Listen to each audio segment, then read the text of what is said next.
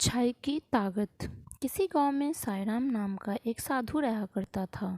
बड़ा ही भला आदमी था। अपने साथ बुराई करने वालों के साथ भी वो हमेशा भलाई ही करता था। गांव के किनारे एक छोटी सी कुटिया में अकेला ही रहता।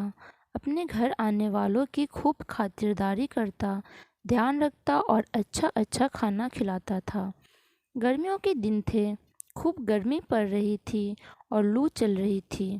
एक आदमी दोपहर में कहीं जा रहा था, लेकिन ज़्यादा गर्मी होने और लू लगने से वो साईराम की कुटिया के बाहर ही बेहोश होकर गिर पड़ा।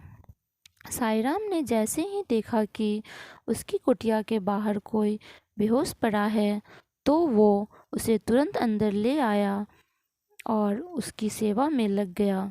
पानी पिलाया, सर पर गीला कपड़ा रखा और हाथ के पंखे से काफ़ी देर तक हवा की। तब जाकर उसे होश आया। होश आने पर उस आदमी ने साईराम से कहा कि मैं बहुत भूखा हूँ, कृपया करके कुछ खाने को दे दीजिए। साईराम ने कहा, ठीक है, मुझे थोड़ा सा समय दीजिए। कुछ ही मिनट में साईराम ने बहुत बढ़िया बढ़िया ताज़े पकवान खाने के लिए परोस दिए। उसने ताबड़तोड़ खाना खाया और फटाफट सारे पकवान चट कर गया। वह आदमी एक चोर था जो दोपहर में सुनसान देखकर चोरी करने के लिए निकला था। खाना खाने के बाद चोर को इस बात की हैरानी हुई कि साईराम ने इतनी जल्दी खाना कैसे तैयार कर लिया। उसने साईराम से पूछा, महाराज, यह बताइए, आपने इतने कम समय में खाना कैसे तैयार कर लिया। साईराम ने चोर को बताया कि मेरे पास एक चमत्कारी थाली है। इस थाली की मदद से मैं पल भर में जो भी चाहे खाने के लिए बना सकता हूँ। चोर ने हैरान होकर पूछा, क्या आप मुझे वह थाली दिखा सकते हैं? मैं यह सब अपनी आँखों से देखना चाहता हूँ। साईराम अंदर गया, एक थाली लाकर चोर के आगे रखी और कहा, मुझे केले चाहिए। थाली तुरंत केलों से भर गई। चोर हैरान रह गया और उसके मन में थाली के लिए लालच पैदा हो गया। उसने साधु से पूछा, मान्यवर, क्या मैं आज रात आपकी कुटिया में रुक सकता हूँ? साधु एकदम से राजी हो गया।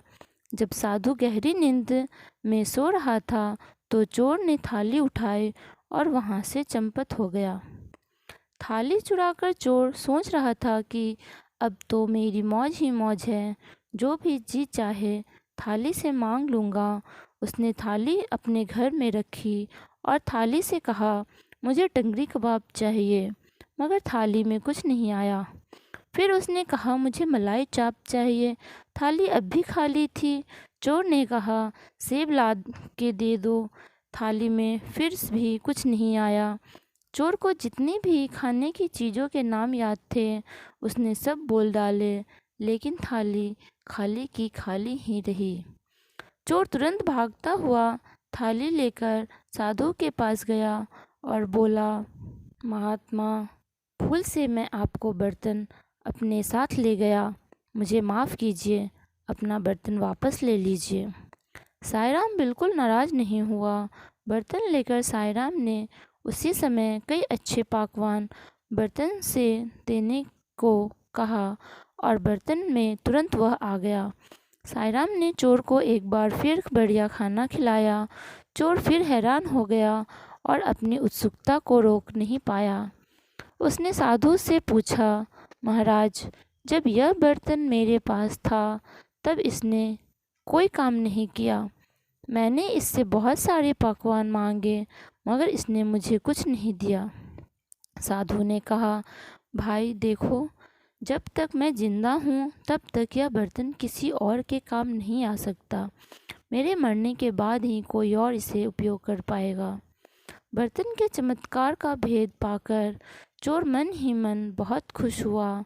सोच रहा था कि अब तो मैं इस महात्मा का खात्मा करके बर्तन का फ़ायदा उठाऊंगा। अगले दिन चोर फिर साधु के घर आया और साथ में घर से खीर बनाकर लाया।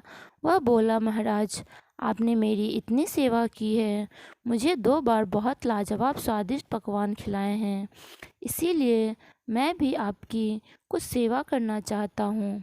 मैं आपके लिए खीर लाया हूँ, कृपया आप स्वीकार कर लीजिए।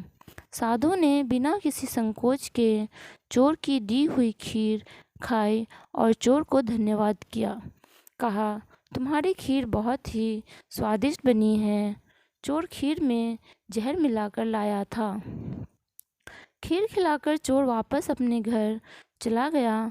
रात होने पर वापस साधु की कुटिया में आया। थाली को फिर से चुराने के लिए उसे पक्का यकीन था कि जहर से अब तक तो साधु का काम तमाम हो चुका होगा। चोर जैसे ही थाली की ओर बढ़ा तो उसे किसी चीज़ से ठोकर लगी। आवाज़ सुनकर साईराम ने आंखें खोली और उठकर चारपाई पर बैठ गया। बोला, कौन है भाई? चोर की हैरानी का तो ठिकाना ही नहीं रहा। वह बड़ी हैरानी से बोला, महाराज, आप अभी तक जीवित हैं। साधु बोला, क्यों भाई, तुमने यह कैसे सोच लिया कि मैं जीवित नहीं हूँ? चोर ने कहा, मैंने दोपहर में आपको जो खीर खिलाई थी उसमें बहुत तेज जहर मिला हुआ था।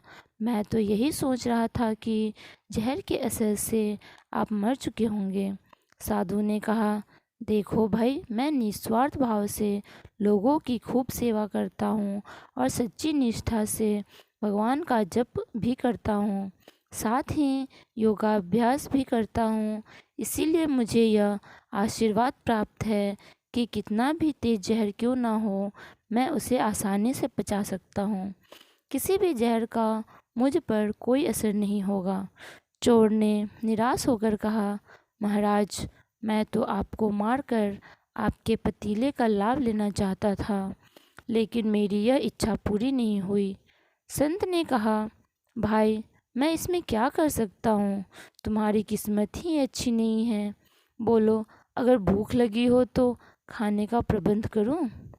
चोर बड़ा शर्मिंदा हुआ। बोला, महाराज, मैं तो आपको धोखे से मारना चाहता था, मगर फिर भी आपने मुझसे नफरत की नहीं की। उल्टा आप तो मेरे साथ बहुत अच्छा व्यवहार कर रहे हैं। यह बात मुझे बहुत ही अजीब सी लग रही है। साधु ने कहा, भाई, इसमें क्या अजीब बात है? अच्छाई करना मेरी आदत है, बुराई करना तुम्हारी आदत है। तुम बुराई करना नहीं छोड़ पा रहे, मैं अच्छाई करना नहीं छोड़ सकता। तुम अपनी आदत से लाचार हो, मैं अपनी आदत से लाचार हूँ। कहानी से सीख, इस कहानी से यह शिक्षा मिलती है कि हमारी कुछ परिस्थितियाँ ऐसी होती है, चाहे जैसी भी हो, लेकिन कभी अपनी अच्छाई का मार्ग नहीं छोड़ना चाहिए। धन्यवाद। आपको कहानी अच्छी लगी हो तो प्लीज़ लाइक एंड सब्सक्राइब ज़रूर करें।